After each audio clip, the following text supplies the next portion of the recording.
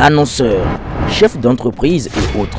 Bref, population d'ici et d'ailleurs, cet espace vous est réservé pour la promotion de vos produits et activités.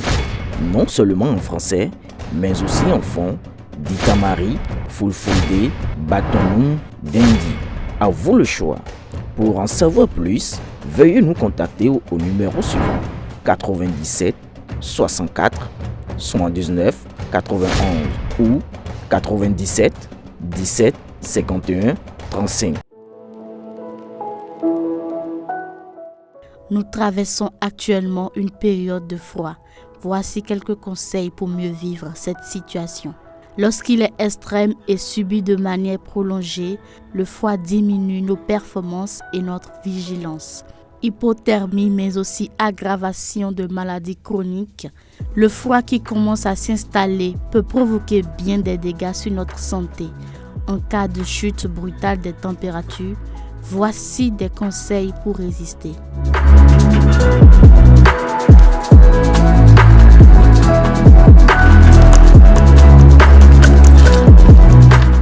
Mettre un vêtement très épais n'est pas toujours la bonne solution. L'air sec et immobile est l'un des meilleurs isolants thermiques qui soit.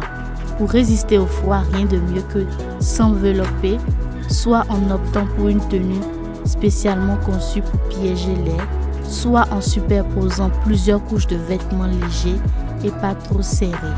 La couche au contact de la peau doit pouvoir évacuer la transpiration. La couche intermédiaire a pour fonction d'emprisonner de l'air chaud autour de votre corps. La couche extérieure doit protéger du vent et de l'eau. Certaines parties du corps sont à protéger tout particulièrement la tête, le cou et les mains, ainsi que le nez et la bouche, pour respirer un air moins froid. Notre organisme préfère sacrifier les doigts pour protéger nos organes internes. Exposé au froid, il va donc privilégier ces derniers et les extrémités seront moins irriguées pour la circulation sanguine. Le froid n'est pas une excuse pour vous précipiter sur les raclettes, biscuits ou chocolat et autres douceurs. Sauf activité physique intense ou exposition au froid particulièrement prolongée, votre organisme n'a pas besoin de calories supplémentaires pour maintenir sa température interne ni d'aliments plus gras. Une nourriture équilibrée suffira à assurer les besoins énergétiques. Ne pas oublier de boire. L'air froid a tendance à dessécher les muqueuses. Il faut donc veiller à s'hydrater. Les boissons chaudes peuvent être agréables et réconfortantes, mais elles ne réchauffent pas plus qu'un simple verre d'eau. En revanche, évitez l'alcool.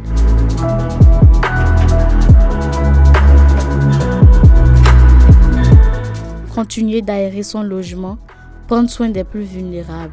Les jeunes enfants et les personnes âgées sont particulièrement vulnérables aux effets du froid. Chez eux, les mécanismes de régulation thermique fonctionnent moins bien et ils sont moins actifs, donc se refroidissent très vite.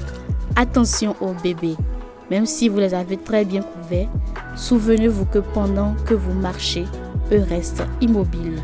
Notons que certains médicaments peuvent altérer les mécanismes de lutte contre le froid. D'autres produits peuvent voir leur fonctionnement modifié par les effets du froid, avec notamment une absorption modifiée.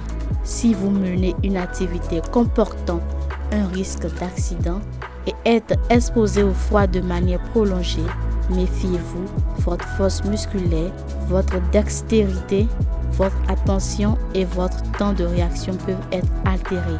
Mieux, protégez-vous toujours. Likez et partagez pour ne rien rater de nos prochaines vidéos.